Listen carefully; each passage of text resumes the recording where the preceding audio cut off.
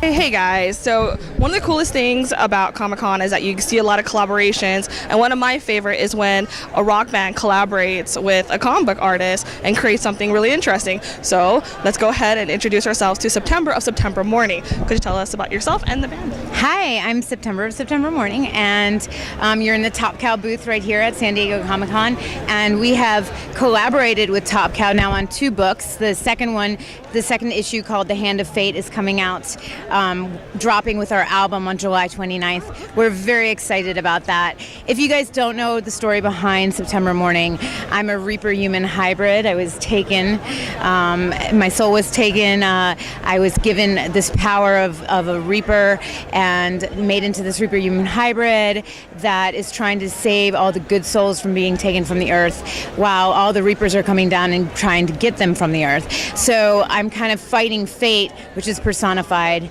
in this whole storyline, and trying to fight against them for leaving all the bad souls, letting the whole world self-destruct, basically. So it's like an apocalyptic sort of Reaper hybrid sort of story, and I don't remember all my past, but I know what I need to do in the future, so it's very supernatural. Out of curiosity, did you create the comic book like after the band, or the band came before the comic book, or did you kind of have this story idea as a band? Like, how was the origin set up? I had the story before I even attempted to do the music or anything like that. We established the story, the characters, the look, the feeling of it. Then we brought in the music because we wanted that element to portray it on stage. Now, having had the pleasure of reading the comic book, what I find is that there's a thing about saving lost souls, or people that normally would not be paid attention to. Can you delve a little bit more into that one? Well, a lot of the good souls that September goes after to save from the Reapers that are coming down to get them are lost and kind of forgotten,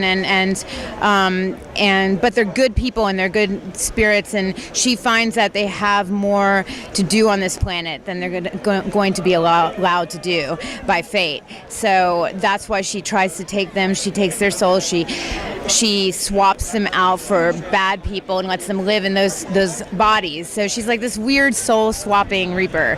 Now, then that brings kind of an interesting question about who decides who's good or who's not. And a lot of the characters that she rescues are known to be bad people, like they've done bad decisions and whatnot. So does she have like a special power that she kind of sees beyond their soul, that she can go, no, they need a second chance situation? Well, the second chance thing definitely comes into play. I think it mostly comes from her spiritual being and what she can view through others, or by, she has this great unique talent of when she absorbs a soul, she gets kind of their, everything they've known and done in their lives, she has in her possession. So she becomes very knowledgeable about people and humanity and stuff like that as the more souls she rescues. So she can kind of pinpoint those things in people. So I think that's how it kind of goes to be. She does become this sort of God figure, though, because she's deciding these fates, which is a bit of there's something wrong with that in itself. So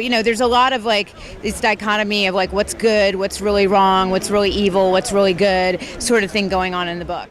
And then there's another character named Claire who is blind, and she came up from a really rough background and everything. Can you expand on her role along with September? Well, Claire is blind, but she can see Reapers. She can see otherworldly spirits, the dead. So because of that, she can actually see September. So in that respect, she is actually a very, formidable, friend of September. They become very close because September feels like this girl. There's something about this girl that she needs to kind of protect. I think that's a really interesting, twist on having a disability, but actually it becoming something that's amazing and something that's unique to yourself, and you become a stronger person for it. And now, of all the supernatural elements out there, why choose Reaper? So how does that speak to you? Well, I've always been obsessed with death. So for me, it's, talking about the dead and talking about death and Reapers and things that we can't explain, the other worlds that we can't explain. It's my way of kind of controlling what I think of it, So I think that's where it comes from. And then what was your inspiration in terms of shows or comics into creating this kind of world building that you've done? I worked with Marc Silvestri on this comic book, so he has, like, a lot of my influence comes from Witchblade and and all these great, The Darkness, and all these great comic books that I read growing up that he created. That on top of like a lot of different animes that I love, Death Note, and yes, Death Note, yes, high five, Death Note, and Vampire Hunter D and Ghost in the Shell, and like just a lot of different animes that I really enjoy watching or reading or whatever. And it all kind of culminates to like this amazing thing, and it became September Mourning. All these little pieces. And then, so speaking of Marc Silvestri, can you talk about the collaboration, how that got started and everything? I messaged Marc online and I was like, hey, I have this weird, crazy idea. And he's like, okay, lay it on me, because I like crazy. So I'm like, okay. So I told him that I wanted to do a multimedia, transmedia, cross-platform project that involved a storyline that was very strong and went all across different mediums: music, TV, films, comics, what have you, and do the whole thing. No, I didn't know him.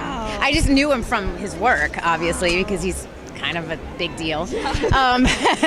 And he was like, well, how would you want to do this? And I was like, well, I could talk to you about it. So we got on the phone, we talked a little bit. Then he came out to New York for something else that he was working on. We ended up talking for like 6 hours and just going through like how I wanted to do it and the passion that I had for the project. And I thought that was really pretty amazing. So, he's incredible. Was this kind of like your first comic book that you ever like created? Yeah. And how was that process different from, like, of course, music making? It's just so different. I mean, well, songwriting is a little bit, it's kind of similar in a way, which is weird, but it is. You're telling a story with your songs, and you're telling a story, of course, with comic books, but one medium is a lot shorter than the other, and you have story arcs, and you have like central characters and protagonists and antagonists and this and that and the other thing, supporting characters, whereas in a song it's just kind of like first person sort of thing, right? So I think on that level it is a little bit different, but it's kind of the same because you are telling a story, and that's the message is very clear and important. And I also got to watch the lyric video that you did for the comic book, which is actually really fun to listen to, because the first time I heard your music.